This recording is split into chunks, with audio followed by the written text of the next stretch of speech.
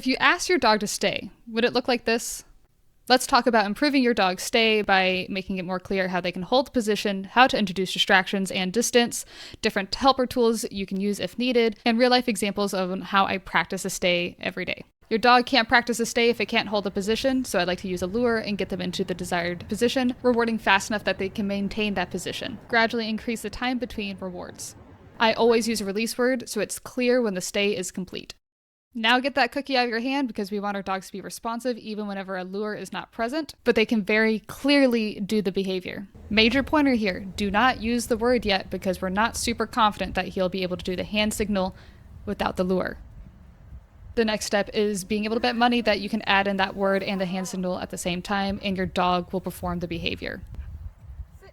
Now we can start adding in more duration between the cookies because our dog knows what we're asking for. This is where we can start adding in our stay because they already have the foundation for it.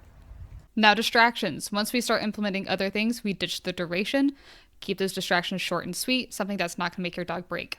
Distractions include environmental and internal distractions.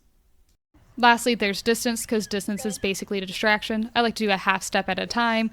That way I gradually increase the distance. Since we're increasing distance, we are decreasing distractions and duration. In general, I like to release between every return. I also always return to my dog because I want them to hold the stay. Okay, on to helper tools. A placemat can be super nice. You build value for the mat, your dog wants to stay there. It makes it very clear where they're supposed to hang out. Elevated places can be even more helpful, especially for more jumpy dogs or more excitable dogs. It's a little harder to get off. They should not be afraid of getting off though. Lastly, for those dogs that really struggle with a stay, I like to use a tether on an elevated place. That way they cannot run all the way to me if they decide to get off. I try to do this always on a back harness because I don't want dogs to hit the end of the leash and get snapped by their neck. I'm not concerned about this with Atticus because he has a pretty phenomenal stay. This is also an example of back chaining. I'm showing him the end picture first, so it makes it easier for him to put it together later. Lastly, some examples of how you can practice a stay in your everyday life. You can walk your dog out to the mailbox and practice getting the mail or picking up trash.